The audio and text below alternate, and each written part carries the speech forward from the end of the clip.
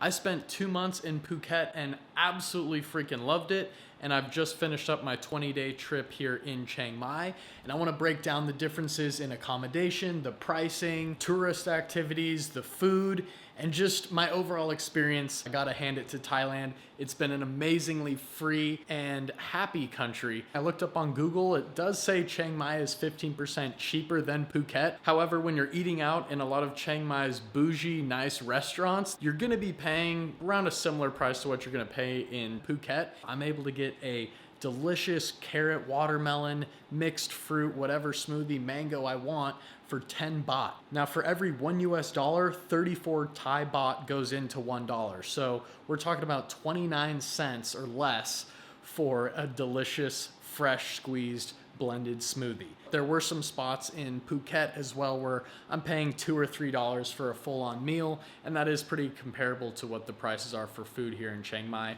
unless you're eating at a fancy restaurant.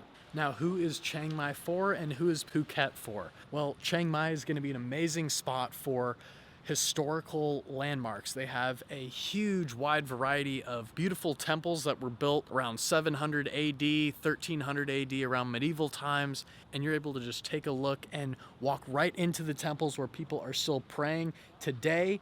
I mean, there are temples everywhere, and in comparison to Phuket, you're not really able to see that. There's a lot more adventure opportunities, I think, even in Chiang Mai. You're able to see the Chiang Mai Zoo, which I spent some time at.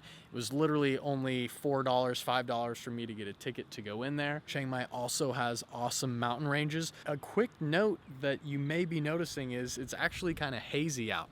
So Chiang Mai does have a smoky season, and they do a lot of crop burning. And I'm here in the middle of March and it's been pretty smoky. Unbearable on some days, but I can imagine being here around April when things clear up and they have a big New Year's festival, a big water festival. It should be awesome to come here. And the mountains that would be right back here are gonna be fully visible. By the way, I'm able to do this because I have an Amazon FBA business. I've built online passive income pretty much for myself over the last 5 years. And I offer a course which I'll have linked below for you guys. How else are you gonna travel if you're tied down to a 9 to 5? You gotta start building ways to get out of the rat race. And then you're able to spend like a king with what you'd be spending in the US to hardly get by with a pack of gum. Now, if you're a beach goer, you love white sand, tropical beaches, and still quite a bit of adventuring, definitely Phuket should be on your list. I spent 2 months there, and I think overall I did enjoy Phuket more than Chiang Mai. Just because I'm a beach guy, I was able to take up a lot of swimming in the wide open ocean, just getting fresh salt water on me every day. I stayed in Kamala, so it's a little more low key up there, but if you go to Surin Beach, that was probably one of my favorite beaches I went to. And then a little further south, so the airport's at the top of Phuket. You go south, you get to Surin, Kamala, Bang Tao, great spots, a little more chill. Then you go one city down below Kamala and you're getting to Patong. This is where they have Bangala Road, and it's absolutely crazy. It's a world famous walking street with just all the craziest partying. It's almost like a red light district. And then when you go past Patong, you start getting into some other areas near southern Phuket. And an awesome town you want to check out is called Rawai. That's at the bottom tip, and also a beach right next to Rawai that is amazing for swimming is called Nai Harn Beach. That was probably, I mean, between Surin and Nai Harn, my two favorite beaches. I think it was about 180 baht per day to rent a bike there and here in Chiang Mai. So, you know, $5, $6 to rent a motorbike per day, and you're able to go travel all around Phuket. Phuket's a pretty small island, so you can go from Kamala pretty far up down to Rawai in like 45 minutes. And you'll be at the southern tip where they had more locals and really, really good food at their little night market on the beach there. Another spot in Phuket is Phuket Town. This is another historical spot with really cool buildings, and at the end of the week they have the famous Phuket Sunday night market in Phuket Town, and that is literally something you cannot miss. That is just going on for what feels like miles of just stands and delicious fresh food, everything you could imagine. Now, my accommodation in Phuket was also really cool. I do have to give accommodation, what you get for your money, to Chiang Mai. I stayed in a really cool place in Phuket I'd recommend it. Like I said, I stayed in Kamala, and that was at the Citygate Residences, which were really sweet. Had an awesome gym there, a full-fledged decked out gym, even more equipment than the gym here in Chiang Mai. This is the Astra Sky View, and you can just take a look at what it even looks like from here.